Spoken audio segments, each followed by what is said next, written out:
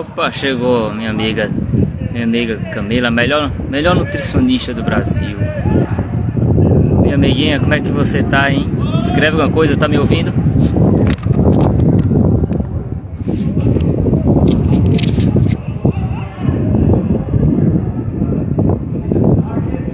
Aqui estou, viu? Quem tá chegando aí? Só esperando entrar mais alguém. Boa tarde para todos. Estou aqui novamente no DED, ou no Parque Olímpico da Paraíba. Ali vendo futebolzinho. O jogador mais novo ali deve ter uns 75 anos. Boa tarde, boa tarde. E aí, hein? Deixa eu aparecer aqui para vocês. Cadê como é que vira esse negócio?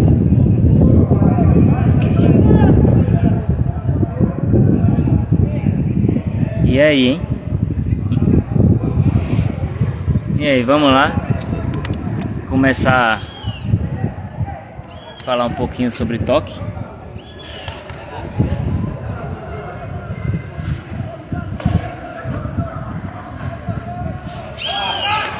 E aí, estão me ouvindo bem, vocês dois aí que estão aí?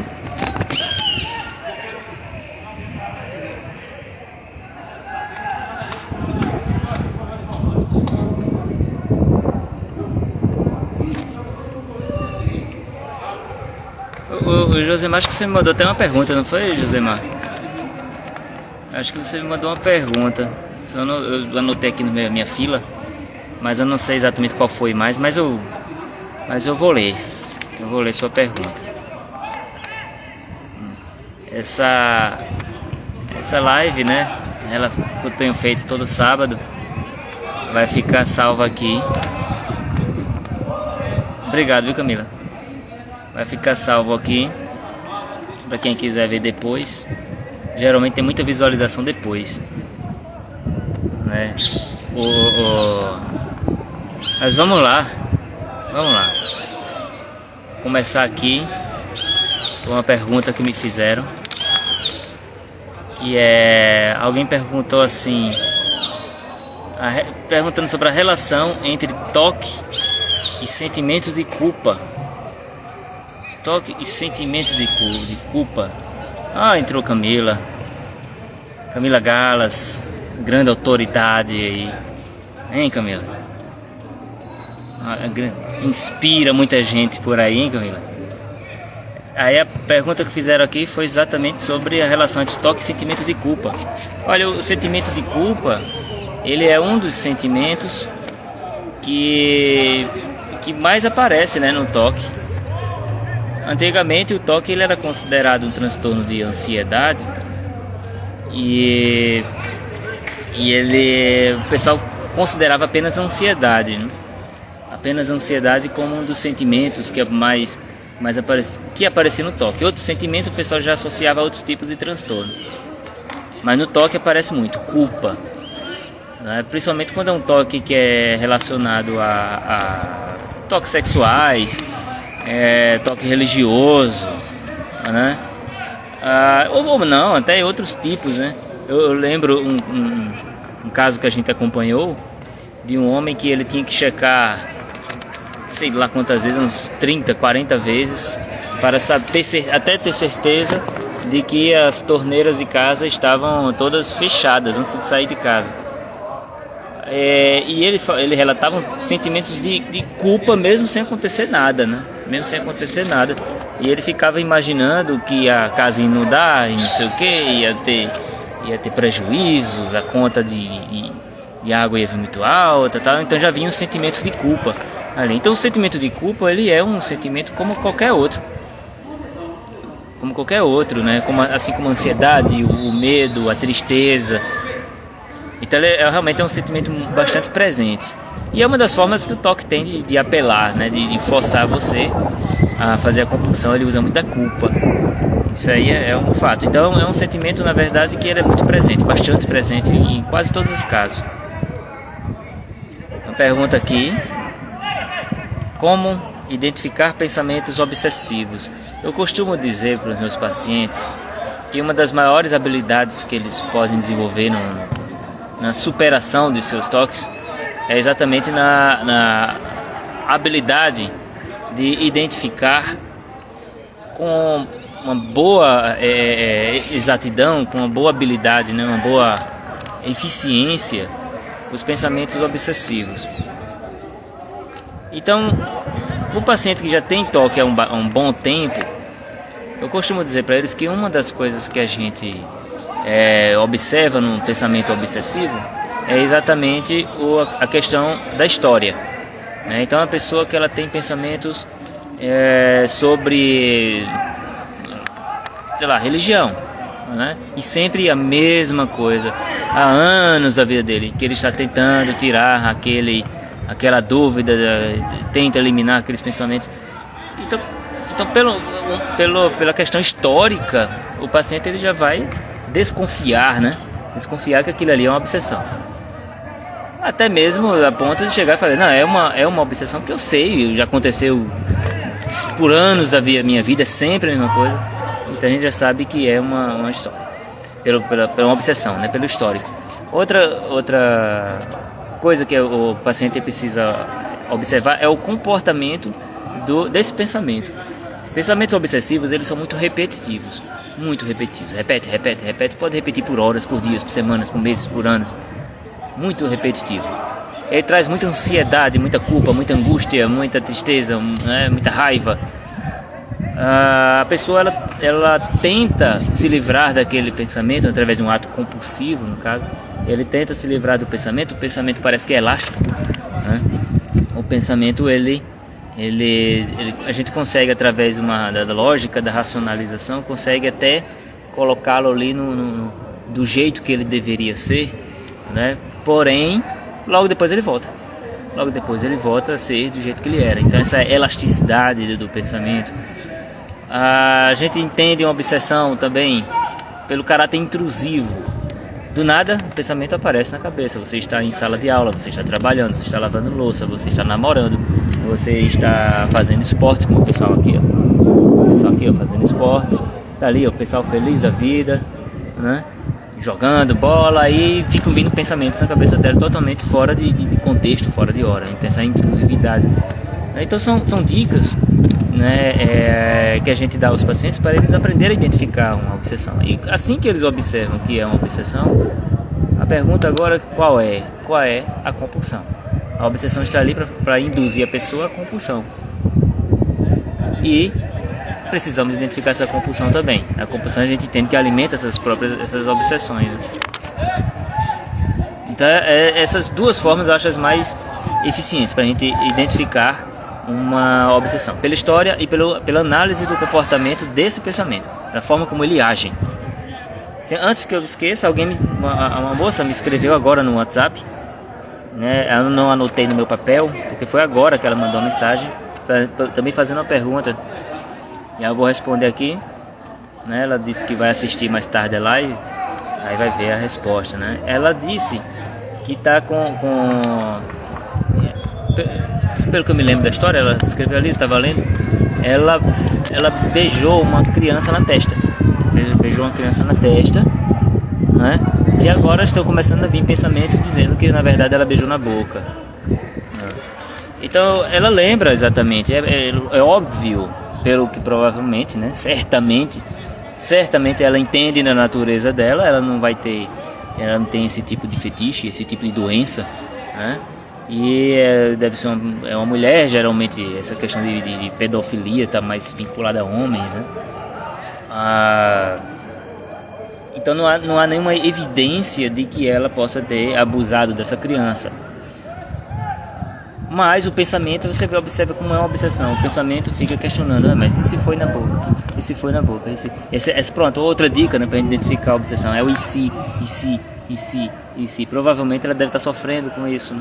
E se foi na boca, ela deve estar provavelmente também brigando contra esse pensamento para se convencer que na verdade foi na testa. Então a gente vê o caráter obsessivo e o caráter compulsivo, que eu suponho, ela não escreveu sobre isso. Então é assim que o toque funciona, né? A gente precisa aprender como ele funciona para quebrar esse ciclo, né? Parar essas compulsões, fazer exposições, exatamente para a gente quebrar esse ciclo e sair desse sofrimento, né? Quem tem toque sabe como é sofrido, né?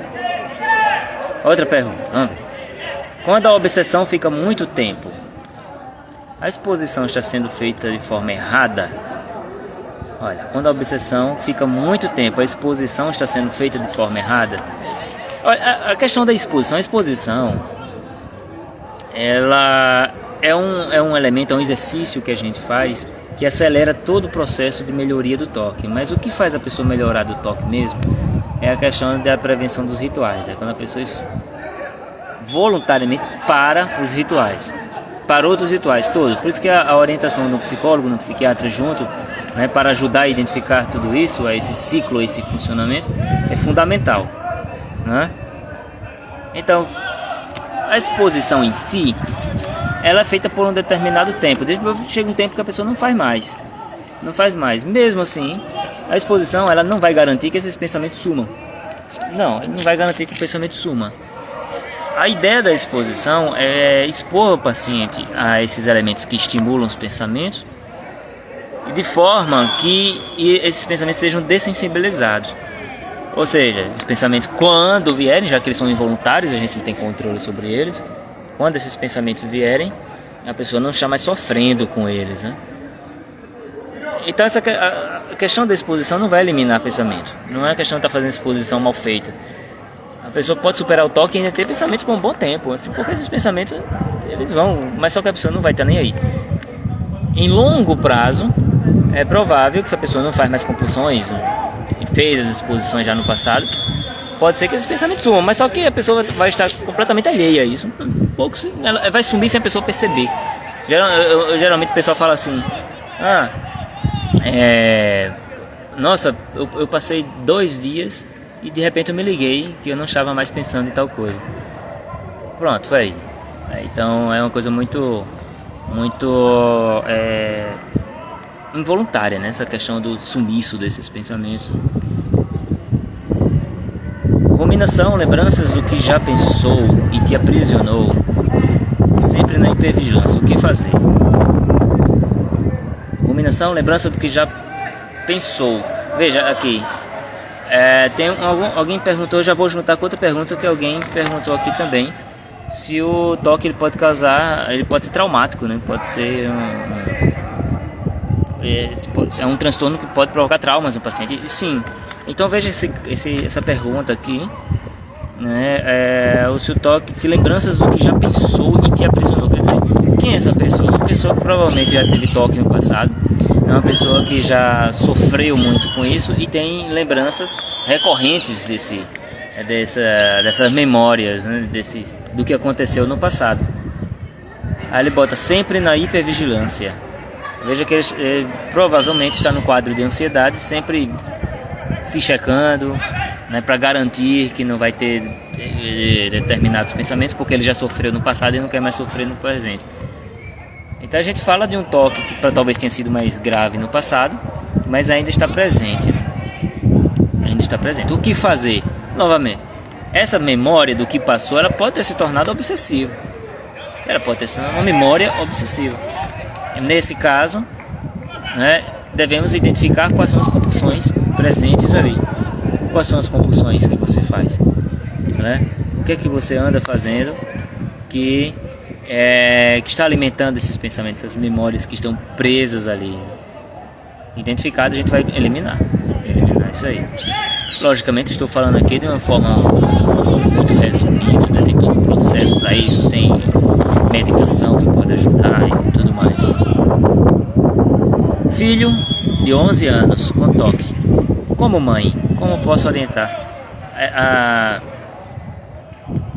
Uma experiência que eu tive há uns 2 anos, 3 anos, foi uma senhora, eu acho, era do Sudeste, era Rio, era São Paulo, não lembro.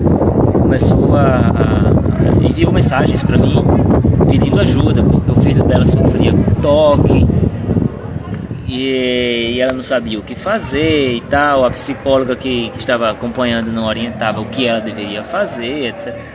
Aí eu peguei e fiz, olha, era uma criança de 11 anos, eu me lembro disso, de 11 anos.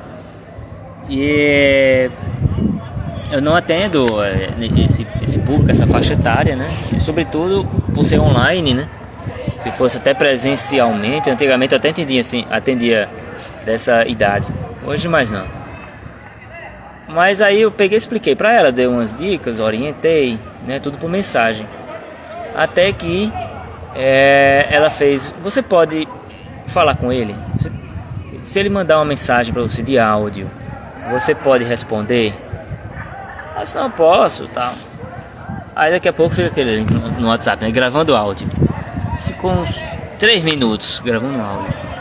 Daqui a pouco chega o áudio, eu vou ouvir o áudio desse menino. Mas não, eu fiquei com o coração partido naquele momento. Era uma voz de criança, uma vozinha de criança falando, né, sobre seus medos, X e Y, medos que a gente vê muito comuns no toque, né? Então, inclusive eram questões sexuais, e você vê uma criança de 11 anos, né? Quando eu tinha 11 anos eu queria saber de jogar videogame, andar de bicicleta e jogar bola. Era isso que eu fazia na minha vida. Hoje você vê uma criança, né, com esse tipo de tema, né, perturbador na cabeça dela, de forma obsessiva. Nossa, ali partiu meu coração mesmo. E eu respondi ao garoto, e o garoto agradeceu muito. Pronto, eu não sei quem foi essa pessoa. Certamente não foi essa pessoa que me escreveu, que é o filho de 11 anos com toque. Como mãe, como posso orientar? Veja, quando a gente atende crianças e adolescentes com toque, é muito comum acontecer um fenômeno que a gente chama de acomodação familiar, né? Ou seja, os familiares, os pais, os irmãos, a mãe, né, as pessoas, a família, acabam por questões até para ajudar aquela criança, aquele jovem, acaba ajudando os rituais, né? Porque eles ficam pensando que aquilo vai ajudar a aliviar, a fazer ele se sentir mais seguro. Eu vou convencer, ele está com a ideia errada sobre alguma coisa, então eu vou convencê-lo o contrário, para que ele fique mais tranquilo, né? Isso a gente vai chamar de acomodação familiar. E essa acomodação familiar exatamente piora a situação do jovem, né? Então a própria família ajuda ajuda esse filho, esse marido, essa esposa, esse irmão a fazer seus rituais, né? E acaba exatamente atrapalhando todo o processo. Então nesse caso não há psicoterapia que vai ajudar, nem medicação que vai ajudar. Quando a orientação, né, que a gente dá em casos que a gente detecta esse tipo de fenômeno de acomodação familiar, a gente chama a família, né? A gente chama a família, chama pai, chama mãe, chama irmãos, faz uma reunião, explica o que é toque, com o paciente presente, explica o que é o toque, o que está acontecendo, mostra o ciclo do toque, como são as obsessões, como são as compulsões, fala sobre acomodação familiar e aí orienta. Quando o seu filho estiver com tal pensamento, ele quiser fazer o ritual, né? E aí você vai agir de tal forma. Então a melhor forma que a gente tem, essencialmente, é ajudar aquela criança, tem que dar um conforto a ela, uma segurança a ela e ajudar a garantir que ela não vai fazer os rituais. Agora a criança ali vai ter que estar também bem amparada, né, na terapia. Está amparada na terapia, ela também tem que saber que o processo é esse, né, para poder se engajar. Se ela não vê sentido, se o adulto não vê sentido, ele já não se engaja, imagina uma criança, né? Se a criança não vê sentido naquilo ali, naquela de tirar dela a única coisa que tem trazido algum tipo de alívio, não vai funcionar, não adianta, né? Então a melhor coisa que a gente faz com uma criança com toque é levar para um especialista em terapia infantil, que trabalhe com toque, né? Não são todos psicólogos, não são todos psiquiatras que trabalham com isso. A gente tem que achar bem, né? Porque às vezes não é fácil achar. O toque pode desaparecer por anos? Pode sim. Tem gente que menciona isso, né? Eu tinha toque quando eu tinha 12 anos, 13, até os 15, depois sumiu. Quando eu estava com uns 24, 25, aí começou aquilo tudo de novo. Na verdade, o que sumiu foi o transtorno em si. Pode acontecer, não é impossível, né? Mesmo sem tratamento, tem uma remissão espontânea. Então, some o transtorno. A pessoa, mas lembrando durante as sessões de terapia, a pessoa ela lembra, não, mesmo que o toque tenha sumido, mas eu ainda fazia algumas compulsõezinhas, tinha as obsessões e tal, mas aí eu estava mais ligado em outras coisas. E aí some, o transtorno some, a pessoa volta a ter uma vida normal, mesmo com algumas obsessões, algumas compulsões. E aí vai envelhecendo, vai passando os anos, e aí daqui a pouco essas obsessões começam a ganhar mais força, né? Tem uma série de motivos e fatores para isso. Mas pode sim desaparecer e depois voltar. E às vezes até com o mesmo tema, ou outro tema, né? Mas pode sim. Vamos ver? O toque pode pegar em outras áreas, tipo a profissional? Pode. Pode sim. O toque pode ser sobre qualquer coisa. Sobre qualquer coisa. Eu posso ter um toque por questões aqui, ó. Pronto, futebol. Aqui tem meu time que eu torço, tem uns velhinhos ali jogando, o time amarelo, o time vermelho. Eu posso criar obsessões sobre futebol, sobre esporte, a ponto de ficar pesquisando, ficar checando, e eu tenho que fazer um bocado de rituais para me sentir aliviado. Eu posso ter toque em relação ao trabalho, sim, né, dependendo do trabalho. Tem pessoa que faz muita checagem de arquivos, checagem para saber se fez bem feito, né? Profissionais de saúde, né?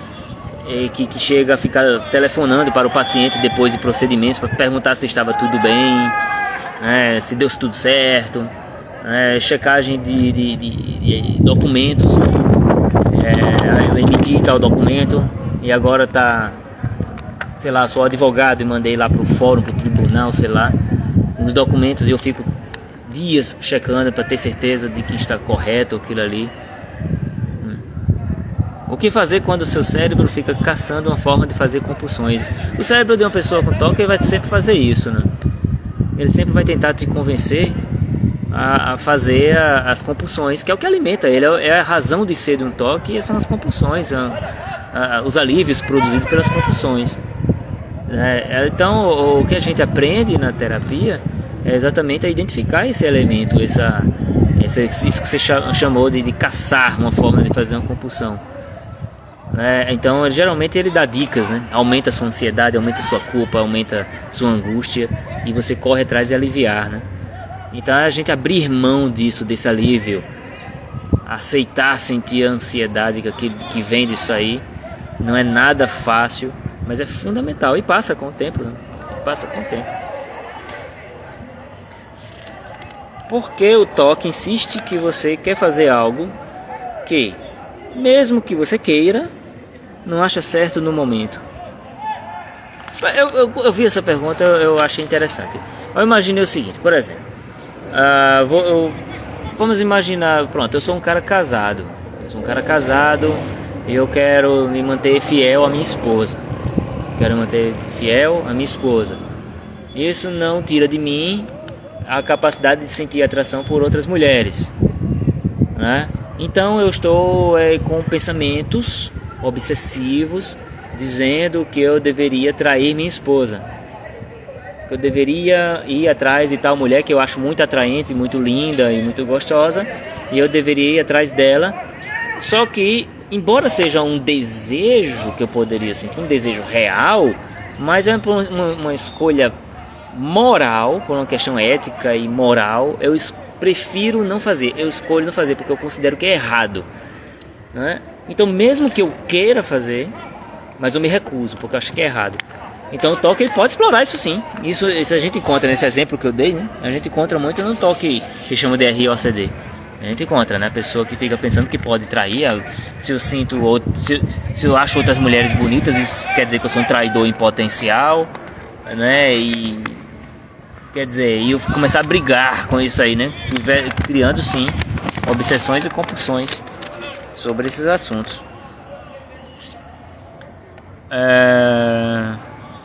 Uma pessoa fez uma pergunta aqui que eu achei que eu não vou responder, porque eu vou ler a pergunta. Na verdade, ela fez duas perguntas. A segunda eu vou perguntar mais ou menos o que eu sei. A primeira eu não vou responder porque eu vou mexer em arquivos que estão no meu cérebro muito antigos. Eu vou descompactar esses arquivos, vai estar cheio de vírus. Então eu não vou mexer nisso, né? Que pergunta: quais áreas do cérebro que são responsáveis pelo toque? Meu amigo Brunão é o cara, minha inspiração, Brunão. Um abraço, meu amigo. Então, Quais áreas do cérebro? Então, a neurofisiologia do toque. Já estudei sobre isso? Já estudei sobre isso. Já li sobre isso? Tá. Isso faz parte do meu dia a dia? Não. Não faz parte do meu dia a dia. Eu trabalho com a psicologia do toque. Por uma questão de desuso, a gente acaba não lembrando mais detalhes, né? Quando eu estou com meu paciente, eu faço análise psicológica dele. Se eu desconfio que ele tem algum tipo de elemento ali fisiológico, isso aí é uma questão mais para o neurologista, para um psiquiatra avaliar. Um médico, não é mais para mim. O conhecimento que eu tenho sobre a área, nem vou começar a falar sobre isso, porque eu vou começar a trocar os nomes, então deixa pra lá. Mas um dia, quem sabe, né, a gente pode até fazer alguma postagem sobre esse assunto, né? Ou chamar alguém, né, para falar sobre o assunto, seria interessante, né? Quais tratamentos mais recentes? Foi a mesma pessoa que fez essa pergunta. Olha, tem tratamentos que hoje são experimentais. A gente sabe que mesmo que esses tratamentos são experimentais, eles não excluem a terapia comportamental baseada em exposições e prevenção de rituais. Tem algumas terapias como a estimulação magnética transcraniana, né, que parece que traz alguns resultados interessantes quando adicionado à psicoterapia. Sem a psicoterapia, sem a medicação, só a estimulação magnética ainda está sendo estudado, não existem ainda conclusões sobre isso, até onde eu sei, né? Eu vi, tem o pessoal fala da técnica de Gamma Knife, né? Eu li, faz tempo que eu li sobre o assunto, parece que também ainda está sendo estudado. Sobre a eletroconvulsoterapia, não funciona para toque, funciona muito bem para depressão profunda e esquizofrenia, mas para toque já se concluiu que não faz diferença. Tem a terapia, tem a medicação, né, a terapia medicamentosa, ela é com a base de antidepressivos. Isso aí já se mostrou eficiente, se mostra bem eficiente, né, no tratamento do toque. Enquanto a pessoa está utilizando a medicação, né? O que eu li sobre o assunto, talvez algum psiquiatra discorde, não sei. O que eu já li sobre o assunto a pessoa pode ter excelentes resultados com medicações, mas a partir do momento que desmama a medicação e não fez a psicoterapia, os sintomas voltam do jeito que era antes. Tem um que eu li, que é a estimulação cerebral profunda, que é uma técnica muito utilizada para mal de Parkinson. E parece que é extremamente promissor. Lembrando, não elimina a questão da psicoterapia, certo? Então a gente está falando de técnicas paralelas, né? A psicoterapia e a medicação, terapias paralelas que podem dar aquele auxílio, que pode dar às vezes aquele empurrãozinho que faltava, né? Tem a neurocirurgia funcional do toque, também para toques muito graves, né? Que não cura o toque. A gente não pode dizer que cura, mas consegue trazer uma boa melhoria que torna a medicação e a terapia possível, né? Com um caso gravíssimo, não responde mais a terapia nem a medicação. Então tem a neurocirurgia funcional, que parece que não é coberta pelo SUS, é cobertada pelo SUS, isso faz no particular. Agora parece que em algumas universidades faz essa cirurgia. Isso aí é questão parece que aqui mesmo na Paraíba se faz, na USP se faz essa cirurgia. Agora é uma burocracia enorme para conseguir fazer. Lembrando, é para casos gravíssimos, né? Bom, essencialmente são esses aí. Que até onde eu sei, né? O que vai chegando eu vou lendo.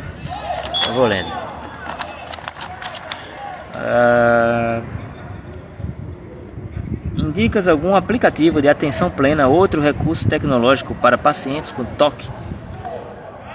Sinceramente eu não conheço.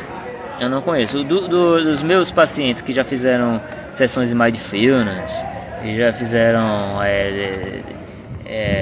esses exercícios de atenção plena e tudo mais, eles fizeram não com o aplicativo, eles fizeram orientados por profissionais. Tem os bons profissionais que trabalham com isso. Isso ajuda bastante, né, na questão das exposições e da prevenção de rituais. Ajuda um bocado. né? Ajuda um bocado mesmo. Sozinho não vai curar o toque não, mas ajuda. E sobre o aplicativo eu tô por fora. Eu já sou meio dinossauro. Eu fico, às vezes eu vou passar alguma tarefa de casa para meus pacientes, aí imprimo o papel, entrego para esse. Isso aí tem aplicativo não? Aí eu falei, deve ter. Eu já vi alguns aplicativos, mas realmente eu não sei apontar nenhum não agora.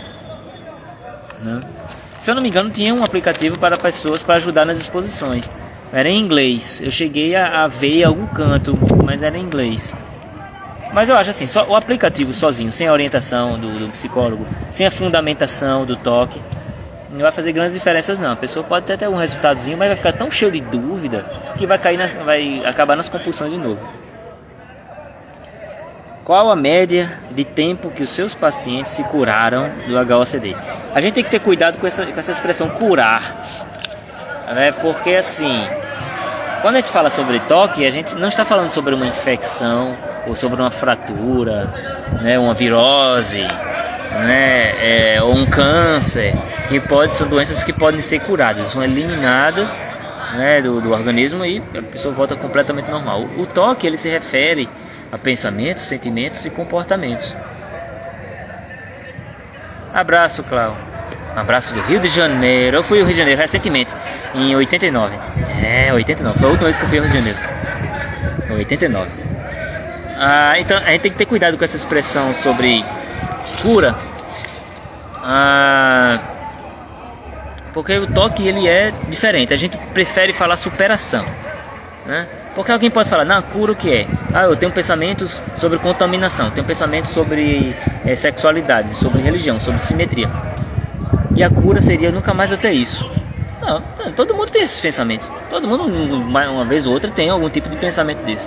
A cura vai ser quando eu nunca mais fizer uma compulsão. Não faz nem sentido, né? Todo mundo faz uma compulsãozinha, que o pessoal chama de mania. Quem é que nunca, sei lá, tava mexendo no jardim, tocou no cocô do cachorro e ficou pensamento ali, pensamento, aquela agonia, só passou quando lavou as mãos. É uma compulsão igual a uma pessoa que tem toque de contaminação? Não, é uma pequena compulsão, né? Só alivia quando a pessoa lava, mas com razão, é para lavar mesmo. Então a gente tem que ter cuidado. Então o rapaz perguntou sobre a média. Eu vou só trocar para superação, certo? A pessoa supera o HOCD, que a pessoa supera mesmo, a ponto de que elas não se importam mais, o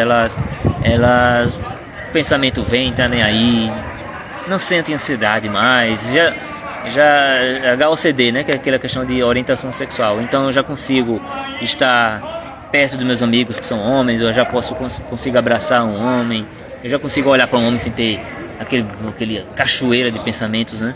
Homossexuais ou heterossexuais, né? Caso se eu fosse homossexual, né? Então, assim, depende muito do paciente, sabe? Tem pacientes que eles conseguem superar isso muito rapidamente. Eu dedico mais ou menos um mês de terapia, um mês e pouco, só para fundamentação, só para avaliação e a educação do toque. E a pessoa ela começa ali, nem começou a terapia, ela já começa a aplicar uma coisa ou outra e já começa a ter resultados. Então tem gente que com 2, 3 meses, elas chegam pra mim e falam, não tô sentindo nada, tá, eu tô normal. E a gente passa um mês, 2, 3 meses, 6 meses depois, a pessoa tá normal. Então tem gente que é muito rápido. Tem gente que é mais grave, né, sobre essa HOCD, qualquer outro tipo de toque. Tem gente que é mais grave, que a gente pode chegar a 8 meses, a 1 ano, 1 ano e meio de terapia, né? Isso está muito relacionado, a superação da pessoa está muito relacionada a questões de personalidade, a questões de disciplina, a questões de tolerância à ansiedade, né? Porque é muito disso, você tem que aceitar aquela ansiedade, aquele medo que vem, né? E tem gente que não aguenta, tem gente que faz, eu não aguento sentir ansiedade. Se eu tenho ansiedade, eu fico ansioso, bota um Rivotril na boca, um clonazepam, já estou em ordem. Então isso vai dificultar um pouco, vai esticar, vai prolongar o tratamento. Qual a orientação para quem ainda não iniciou o tratamento, mas está tendo sintomas? Cara, inicie o tratamento. Se ainda não começou a terapia, começa a medicação. Que a medicação já ajuda a dar uma enxugada ali naquelas ansiedades que eles mesmos, já diminui um pouco, né? Diminui um pouco a frequência das obsessões, já ajuda, né? E marque a terapia. Fale com o seu psiquiatra. Eu quero alguém que seja especializado, eu quero alguém que entenda de toque. Porque se for para um psicólogo, um psicoterapeuta que não entende de toque, você vai estar perdendo tempo, sabe? Porque os erros que bons psicólogos que eu vejo por aí, bons psicólogos cometem, são erros assim, fundamentais, sabe? São erros de ABC, porque simplesmente, embora eles sejam muito bons, mas faltou uma leitura a mais sobre o toque, uma leiturazinha a mais, né? A maioria dos psicólogos são generalistas, né? Eles atendem de tudo que chegar eles vão atendendo. Hoje eu me dou o luxo de não fazer isso. Eu prefiro, quando chego pacientes com outras demandas, eu encaminho. Eu prefiro focar mais nos meus pacientes com toque, acho melhor, me deixa mais confortável. No toque, podemos pensar que fizemos algo, mesmo sabendo que não. Olha, uma memória falsa, né? Ou quase, talvez uma memória obsessiva, vamos dizer assim. Não é nenhuma memória obsessiva, seria, no caso, uma obsessão, uma dúvida sobre a memória. Eu lembro do que fiz, eu lembro do que aconteceu, e as obsessões tomam conta daquilo ali, de forma a colocar dúvida se realmente aconteceu ou não aconteceu. Então, isso é muito comum acontecer em quadros de toque. E aí, as compulsões, geralmente, é tentar lembrar com exatidão, né? Então, a pessoa fica ali, se deita no canto, fecha os olhos para lembrar, até chegar a uma conclusão satisfatória. Aliviou, daqui a pouco volta a obsessão e faz isso por meses, por anos, né, com uma dúvidas sobre sua memória, né, algo que é claro. E outra compulsão é checar, né, a pessoa vai falar com pessoas que viram o que aconteceu, que estiveram presentes. Como é que foi? Você se lembra, pessoa? Foi desse jeito. Alivia, depois do tempo volta, tem que perguntar de novo, se aborrece as pessoas, né? Mas então são dúvidas sobre memórias, né? Por isso que muitas pessoas com toque, elas começam a pensar que estão loucas. Elas usam essa palavra: eu pensei que estou enlouquecendo, porque eu sei a resposta, mas parece ao mesmo tempo que eu não sei. Eu sei a resposta, mas parece que eu não sei. Eu fico o tempo todo me questionando, me checando, e a dúvida nunca sai, os pensamentos nunca saem, então eu começo a pensar que eu estou enlouquecendo. Inclusive é uma das temas do toque, né, da questão do toque de doença, é a doença esquizofrenia, né? A pessoa começa a pensar que está delirando ou alucinando, né? É muito sofrido, né?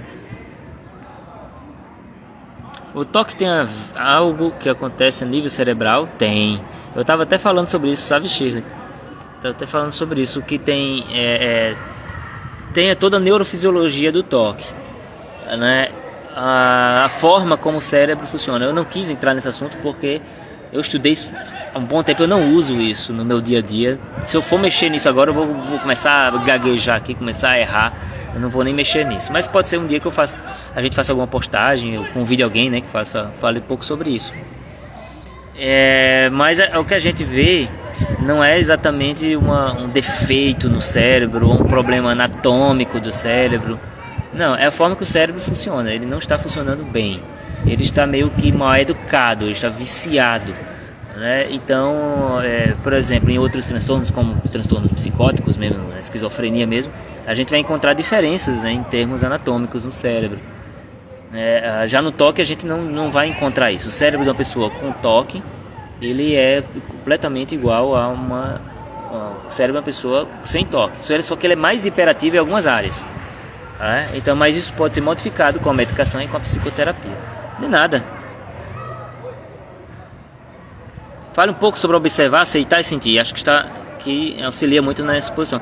Essa observar, aceitar e sentir faz parte do método de algum livro, eu não me lembro, alguém fala sobre isso.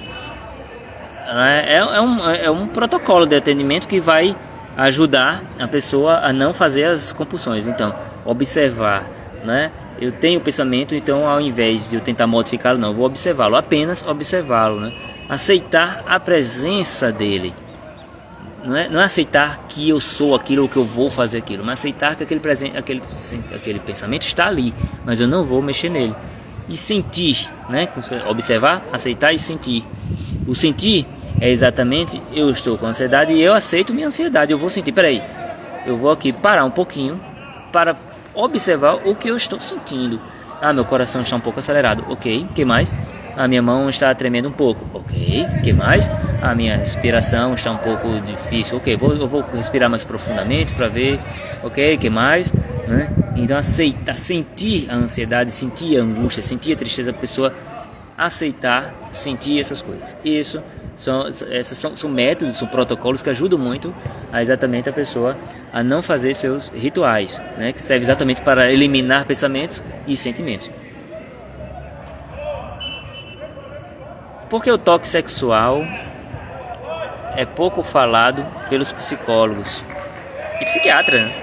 Inclusive o CRP, o Conselho Regional de Psicologia, o Conselho Federal de Psicologia, eles não falam sobre transtornos, eles não falam sobre psicologia. São autarquias que servem para fiscalizar a conduta profissional dos profissionais. Então eles não vão falar sobre o assunto, porque eles não estão ali para falar, para construir conhecimento, né? Eles estão ali para fiscalizar, né? Os psicólogos falam um pouco sobre isso. Eu acho que muito também pelo menos, eu vou citar alguns motivos que eu suponho. Um é pela questão de uma velha teoria, né, de que pensamentos sexuais que podem aparecer no dia a dia ou em sonhos, etc., podem indicar algum tipo de desejo que reprimi no passado, etc. Não, hoje essa teoria ela ainda existe, há psicólogos que falam sobre isso, mas já está praticamente em desuso. Outra coisa que eu vejo é a questão, hoje a gente vê muita questão de política, né, dentro das ciências biológicas, ciências humanas principalmente, e que vira um assunto tabu.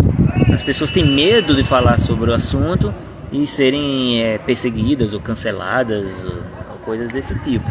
Eu também vejo essa razão, né? Eu vejo também outro motivo que eu acho talvez o principal é o fato de que psicólogos, eu já até falei um pouco sobre isso, psicólogos eles tendem a serem generalistas, né? Eles têm medo de perder clientela, então eles pegam e atendem crianças, adolescentes, e casais, e idosos, e pessoas com pânico, pessoas com depressão, e pessoas que têm fobia social, pessoas que querem aprender a falar em público, pessoas que querem aprender a arrumar uma pessoa para namorar. Tudo que chega, a pessoa vai atendendo tudo. Então a pessoa vai entendendo superficialmente de várias coisas, né? Então o que eu acho que falta leitura a maioria dos psicólogos sobre o assunto, né? Acho que está mudando muito, sabe? Mudando muito sobre o assunto. Em linhas gerais, onde termina o toque propriamente? E começa a tal da neuroplasticidade e a repetição de rituais por puro hábito. A sua pergunta ficou um pouco confusa, mas vamos lá. Quando é que a gente consegue determinar que o toque ele terminou? Vamos estar entre aspas, o terminou, né? O toque, o próprio paciente sente isso, ele fala, Renato, parece que eu não tenho toque, parece como eu era antes do toque, eu estou assim, eu estou bem, os pensamentos raramente aparecem, quando aparecem estou pouco me lixando para eles, não faço mais compulsões, meu nível de ansiedade é totalmente normal, como de todo mundo, né? A questão da neuroplasticidade é exatamente quando o cérebro ele começa a criar novas conexões, né? Antes ele estava muito viciado naquela questão obsessiva, ritualística, e agora ele começa a criar, ele é forçado a criar novas conexões, aí vem a questão da neuroplasticidade. Quanto mais jovem a pessoa, mais rápido isso acontece, né? O que não impede que os mais velhinhos, né? Até os idosos, eles consigam também. A gente vê Roberto Carlos, Roberto Carlos descobriu que tinha toque com mais de 70 anos, né? E ele nas entrevistas ele fala, eu fiz tratamento, tomei remédio, fiz terapia e melhorei mais de 80%, é o que ele fala. Então mais de 80%, uma pessoa que sofre toque desde criança e começou a tratar quando idoso, é bom demais. Quanto tempo leva o tratamento do toque? Tem que tomar medicação a vida toda? Pode ser por um prazo. Olha, varia muito, sabe? Daniele, varia muito o tratamento do toque, depende muito da gravidade, depende do tempo que a pessoa tem esse toque. Em geral, a gente consegue já ver alguns resultados, em geral, a maioria das vezes. Já antes de 6 meses a gente começa a ver bons resultados, né? Mas pode sim passar de 6 meses, pode passar de 1 ano, pode passar de 2 anos. A terapia depende muito da gravidade, depende muito da disciplina do paciente, de questões de personalidade, né? Depende muito se está associado a outros transtornos, né? Mas em geral o tratamento de toque ele não precisa ser muito demorado, não. Como tem gente que fala, é para a vida toda. Não, isso não faz sentido. Para a vida toda. Sobre a questão da medicação, tratamento medicamentoso, o tratamento, pelo que me consta, o tratamento mínimo com antidepressivos é de 1 ano. Então, eu vejo muito pacientes que às vezes eles conseguem remissão dos sintomas muito antes disso, e eles ficam meio assim chateados com os psiquiatras porque o psiquiatra não tira a medicação dele, ele já está bem. E eu explico para eles, porque não tira porque não está na hora de tirar ainda. Só vai tirar depois, pelo menos 10 meses, 1 ano, 1 ano e pouco, que ele vai realmente tirar, vai desmamar aquela medicação. Não tenha pressa, não pode ter pressa de jeito nenhum, né? Usar a medicação a vida toda, olha, é difícil. Para toque, uma pessoa que só tem toque, só se fizer o tratamento muito mal feito, sabe? A pessoa faz o tratamento muito mal feito, aí pode ser, ou a pessoa é um caso muito grave, então provavelmente vai usar remédio por muito tempo. Pronto, eu citei Roberto Carlos. Roberto Carlos é um cara idoso, começou a tratar a primeira vez toque com mais de 70 anos, depois de, digamos, 60 anos de toque na cabeça. Então quantos anos Roberto Carlos, depois dos 70 anos, ele tem mais quantos anos de vida pela frente? Mais 20, mais 30, não sei, mais 25. Então, por causa desse tempo todo de toque, né, talvez ele vá usar remédio até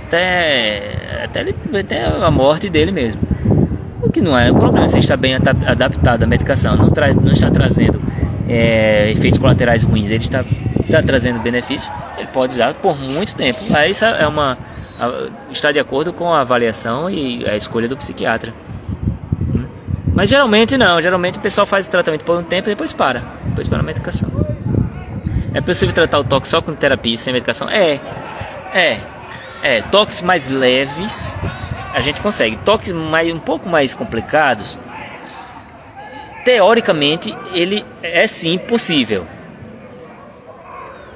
Teoricamente é possível. O que torna... Eu parei um pouquinho aqui, aconteceu uma briga ali, uma coisa. Enfim, sim, se o paciente ele for muito dedicado, ele tiver uma grande muita disciplina, aquele pessoal que tem sangue nos olhos, né, a faca nos dentes, assim, muito guerreiro, ele pode sim aguentar um tratamento de toque sem a medicação. Eu não recomendo. Às vezes eu chego pro paciente e falo, é melhor usar. É como arrancar um dente sem anestesia, vai doer, é melhor usar, né? Com a medicação, porque ainda não iniciou o tratamento. E todas precisam de receita médica. Olha, a medicação é a escolha do psiquiatra, sabe, Luiz? É a escolha do psiquiatra. A medicação geralmente são antidepressivos, né? Usam muito a sertralina, usam muito esse citalopram, usam muito a fluvoxamina, a clomipramina, são mais comuns que eu vejo. Eu não me meto nessa área, né? Não é a minha área, mas todos precisam sim de receita. E é melhor que seja assim, porque se você, eu tenho um médico que é amigo, eu vou ver na internet como é que usa, eu vou usar, eu vou pedir a receita a ele, tem gente que consegue comprar um remédio sem receita aí, não sei como, né? Não faça isso não, eu não recomendo de jeito nenhum, porque são remédios que eles são muito delicados, eles são instalados no organismo, não é uma coisa que você feito um paracetamol, que você toma e passou sua dor de cabeça e acabou. Não, ele é um tratamento, ele é instalado no organismo e depois de um tempo ele vai ser desinstalado, né? Então eu não recomendo usar medicação sem um médico estar olhando perto, tem que, né? É perigoso, e vai ser contraproducente. Talvez piore sua situação. Mas procure um psiquiatra. Vá lá no psiquiatra. Mas bom, estou aqui há uns 50 minutos já. Se não tiver mais nenhuma pergunta, né? Alguém quiser escrever, pode escrever. De qualquer forma, eu vou deixar essa live aí gravada aí no perfil para quem quiser assistir depois, certo? Quem se ficou alguma dúvida sobre o que eu falei aqui, pode me escrever no privado, sem problema nenhum, tá bom, pessoal? Aí eu vou ver se... Boa tarde, Ailton. Seja bem-vindo, já na hora que a gente tá terminando. Então, quem tiver alguma dúvida pode escrever pra mim, certo? Vou ver se eu mantenho essa tradição. Não sei se vale a pena, né? Se o pessoal tá gostando mesmo de fazer essas lives nas tardes, nos sábados. Olha, faça mais lives, obrigado, Chile. E essa hora que eu tenho. Eu gostaria de fazer mais durante a semana, mas a hora que eu tenho. Eu estou aqui, vou mostrar de novo, ó. O pessoal aqui jogando bola. Aqui é o Parque Olímpico da Paraíba, né? E aí meu filho vem aqui, que ele tem atividades do escotismo, ele é escoteiro, é lobinho. Aí eu passo a tarde aqui acompanhando ele, aí às vezes eu fico lendo um livro e tal. Eu pensei, vou fazer uma live com o pessoal. Por que não? Mas gente, obrigado, viu, pelas perguntas, quem fez. Sem as perguntas não dá pra fazer a live não. Obrigado a quem acompanhou. Bom fim de semana pra todos. Bom, feliz dia das mães. As mães que assistiram, que assistirão. As nossas mamães, né? Muito obrigado. Olha Brunão falando, dando testemunho aqui. Valeu, Brunão, você é o cara, pô. Você é o cara, você é um exemplo de superação. Claro, essas lives nesse horário estão ganhando tradição. Olha, em Santa Catarina, quando eu for, eu quero ir lá. Eu vou andar por aí, eu chego por aí. E eu vou. Santa Catarina, um dia chego aí. Eu já acompanho umas 3 ou 4 pessoas em Santa Catarina. Já mando o aviso pra gente se encontrar, né? Meu amigo Matheus, valeu, meu irmão. Muito obrigado aí pelo prestígio, né? Estamos melhorando. Gente, um abraço, boa tarde pra todos. Podem inscrever, se tudo der certo, sábado que vem tá aqui de novo, tá bom? Beto Carreiro Words, eu quero ir. Eu prometi pro meu filho, eu vou. Ei, tchau.